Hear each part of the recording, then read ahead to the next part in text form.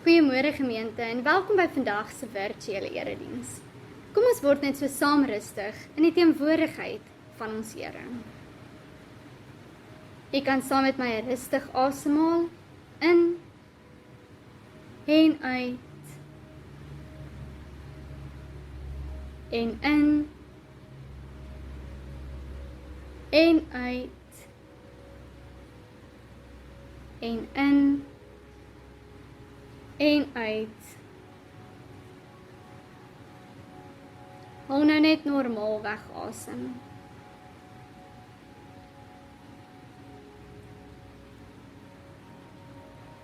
U Heer is die almagtige Skepper van die hemel en die aarde, van die grootste heelal. U Heer is verhewe bo almal. Daar is niemand bo U nie. U is die enigste God.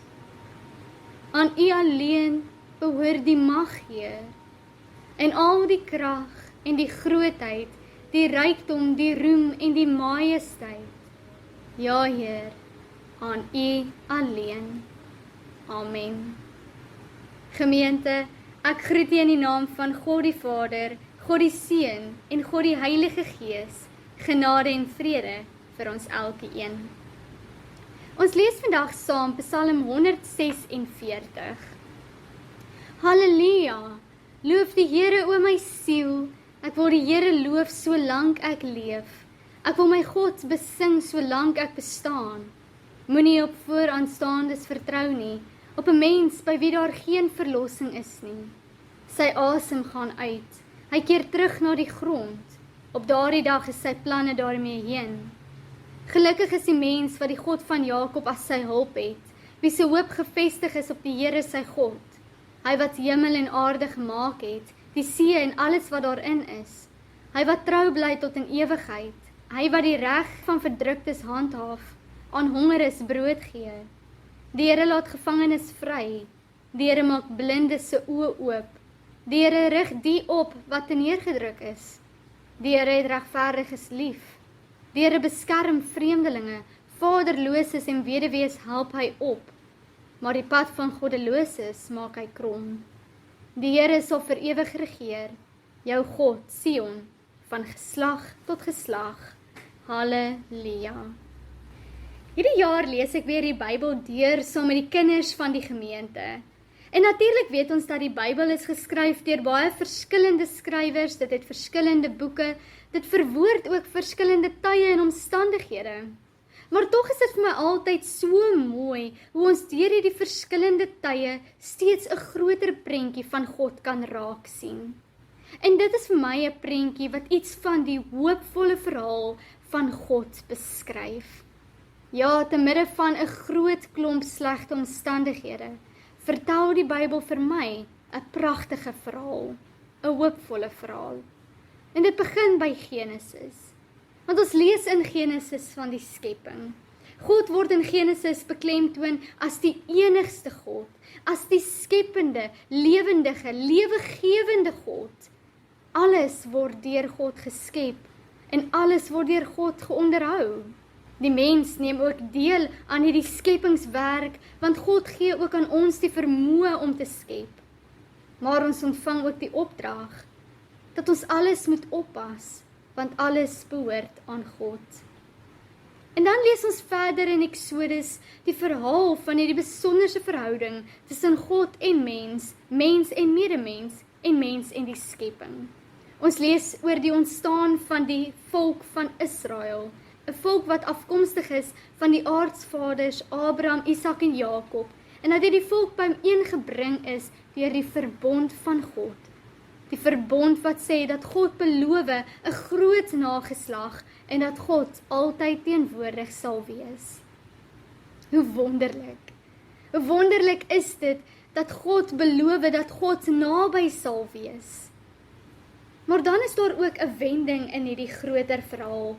Want sien, die mens vergeet telke male van hierdie wonderlike goeie nuus van God se teenwoordigheid en hoop. Ons lees byvoorbeeld hierdie mense hoop verloor, moed verloor, vergeet dat God by hulle is, reg in eie hande neem, hoe hulle keer op keer foute maak en dinge opmors. Ons leer ook hoe die mense net soos Adam en Eva een vir een onder die versoeking val om dinge self te doen, om te strewe na eie wysheid en eie insig en die smagting na beheer en mag. Ons lees hoe die mense probeer om God te beheer en om God in boksies te plaas. Dink maar byvoorbeeld aan die Israeliete toe hulle uit Egipte getrek het in die woestyn en heeltyd by Moses gekla het. En tog, deur dit alles verlaat God steeds nie die mens nie.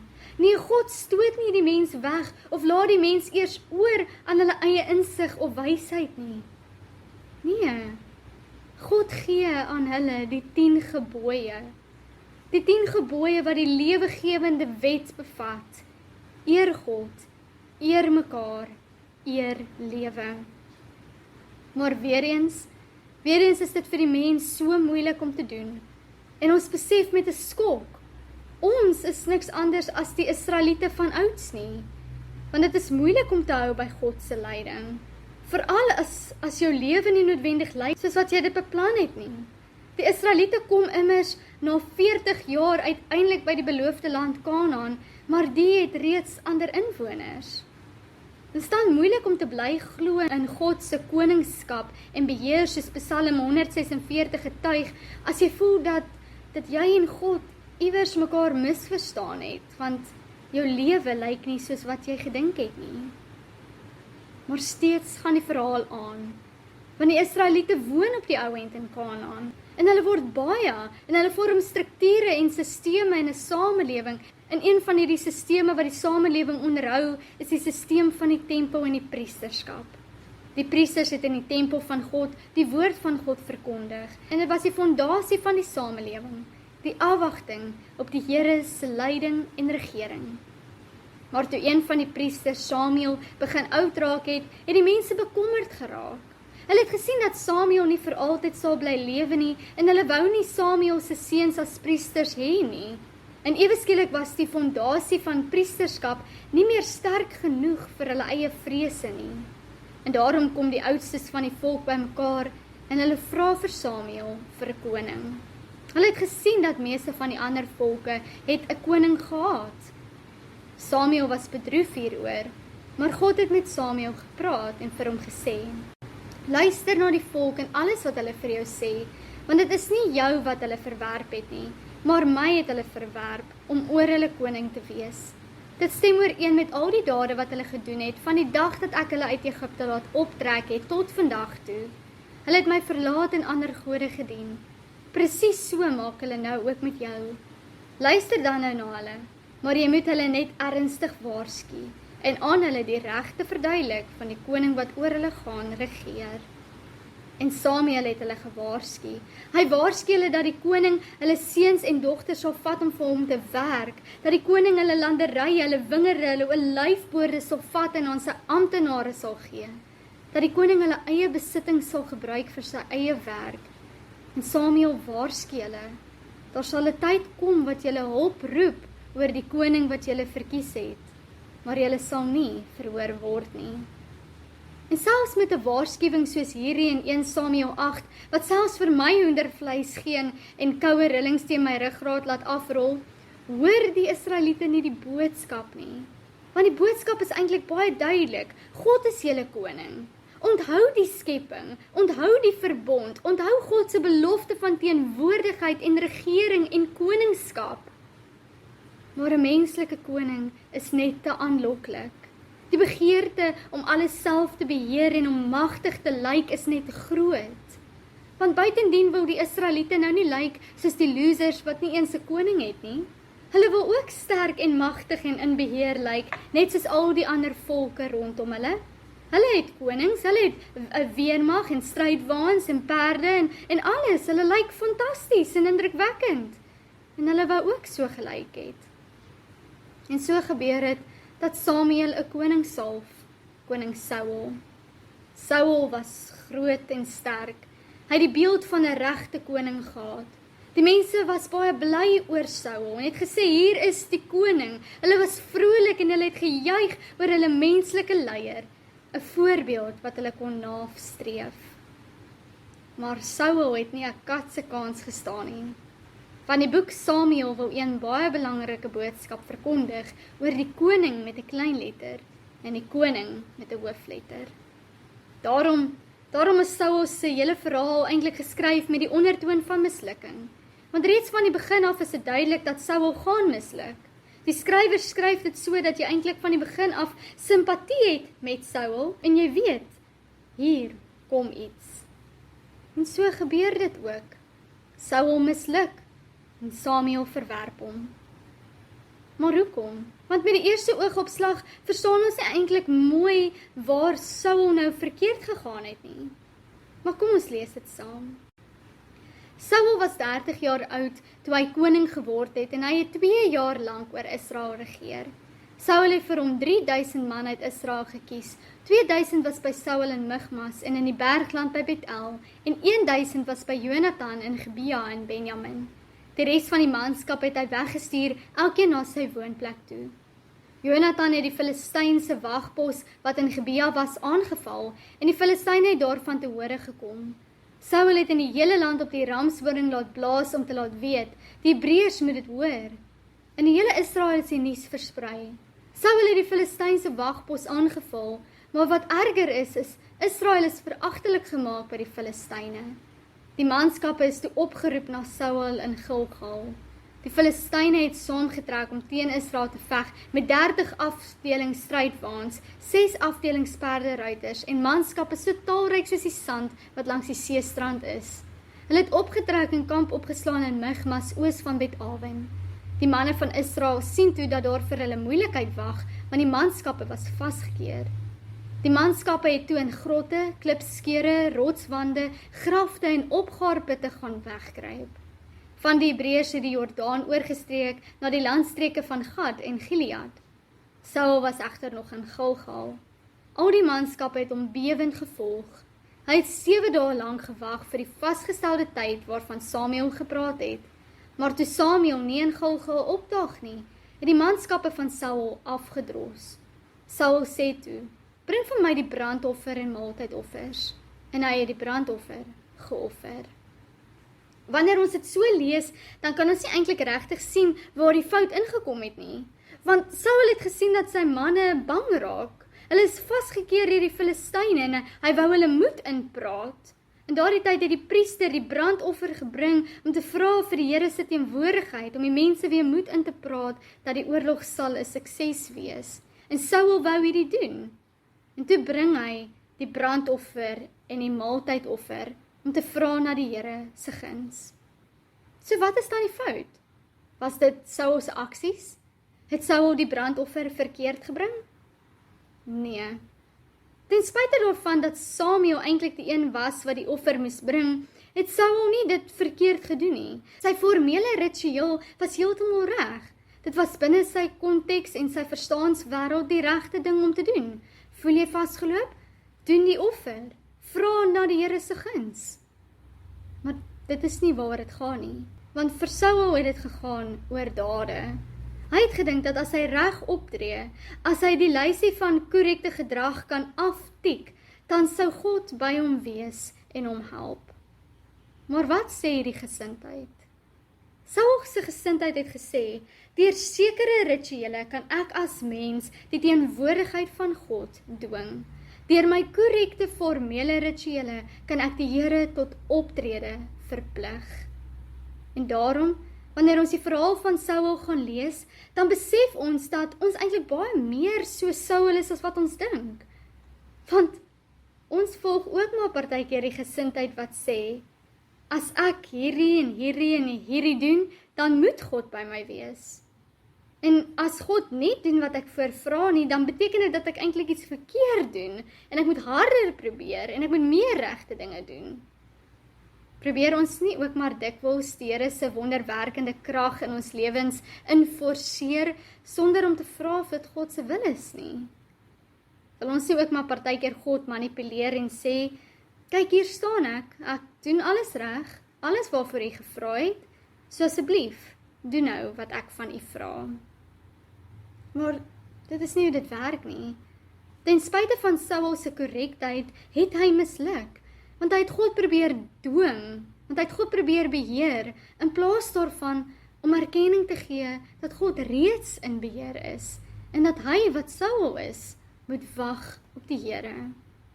Nou, om te wag op die Here beteken nie noodwendig dat jy nou sit en niks doen nie.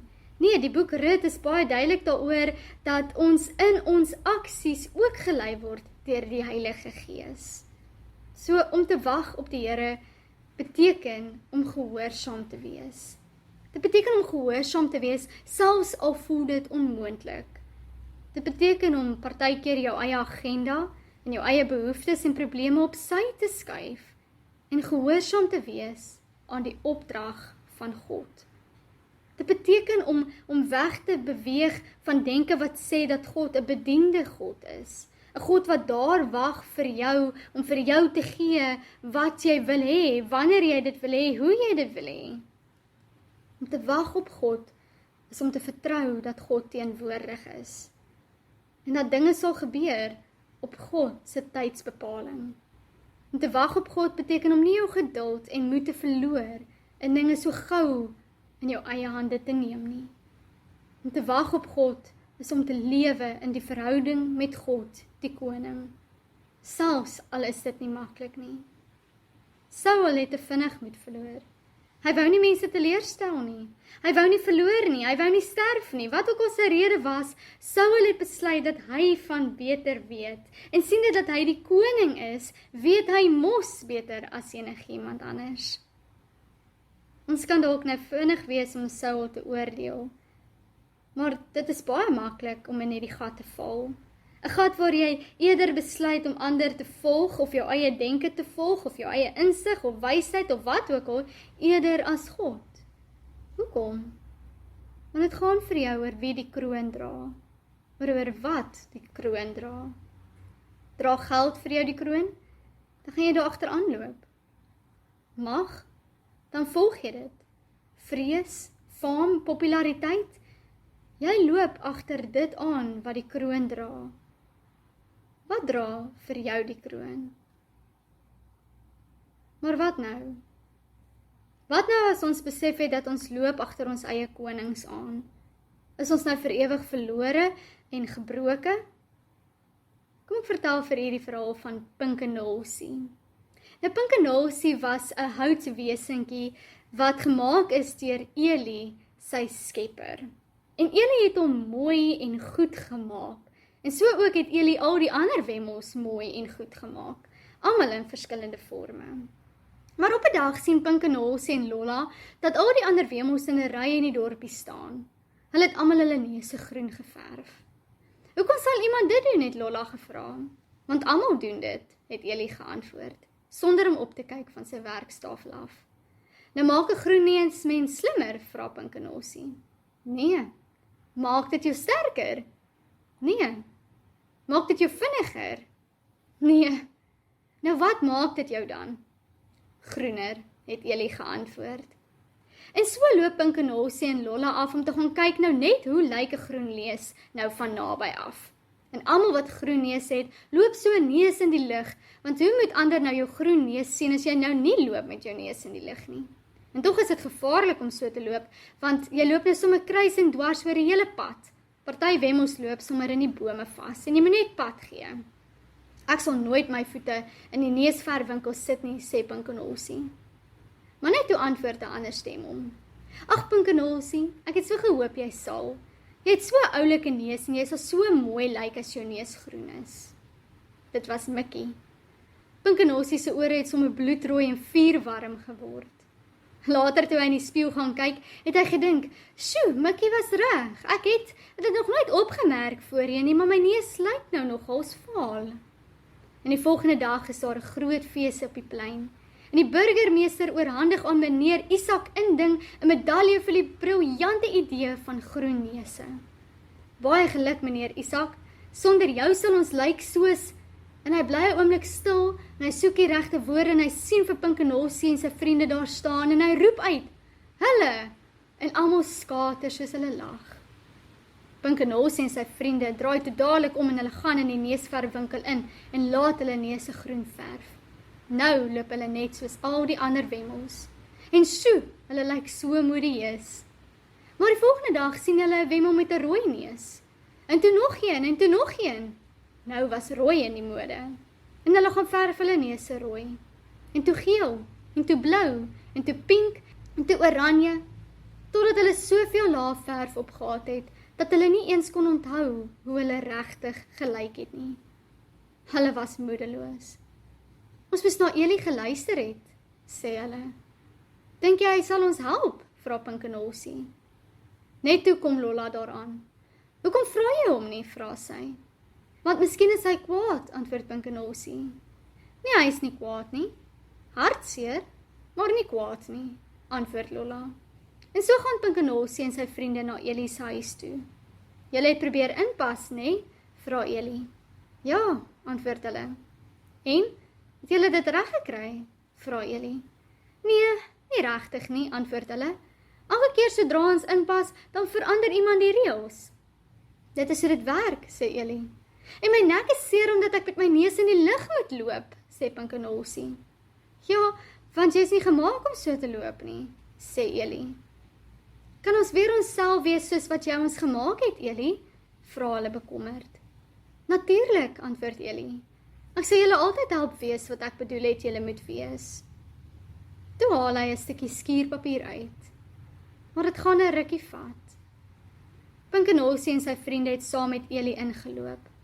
Dit was seer om afgeskuur te word, maar dit was die moeite werd om weer te wees soos hulle geskep is om te wees. Saul se verhaal, selfs al is dit 'n verhaal waar hy misluk het, kan ons aanspoor tot verandering. Want dit vra vir ons die vraag, watter koning volg jy? Jou eie koning, gebaseer op jou eie wysheid en insig? Volg ons eie groen neuse? Of kies ons om weer vandag voor die koning met 'n hoofletter te kom? Die een wat ons geskep het, in die imago Dei, die een wat teenwoordig is, ons liefhet, die een wat werklik regeer. Kom ons loop agter hierdie koning aan. Amen. Kom ons bid saam. Here, dankie dat ons in die besonderse verhaal van die Bybel kan lees hoe lief U ons het, hoe U ons geskep het om in verhouding met U te leef. Dankie Here vir die belofte wat sê dat U altyd teenwoordig is. Here, help ons om nie agter die konings van die wêreld aan te loop, om ons neuse groen te verf nie. Here, help ons om te fokus op U, gehoorsaam te bly aan U wil, te vra wat U wil is, Here, voordat ons dinge probeer in ons eie hande neem. Here, want U is die koning, U regeer. En halleluja, Here, halleluja, loof die Here o my siel. Ons wil die Here loof solank ons leef, en ons wil ons God besing solank ons bestaan. Van die Here sal vir ewig regeer, ja, ons God, van geslag tot geslag. Halleluja. Amen. Ek gee dan nou geleentheid vir die dankoffers.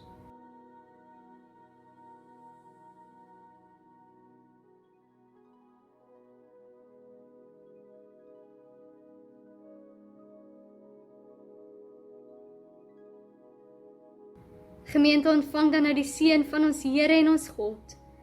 Mag die liefde van God die Vader en die genade van ons Here Jesus Christus en die teenwoordigheid van die Heilige Gees by ons elkeen wees en bly. Amen.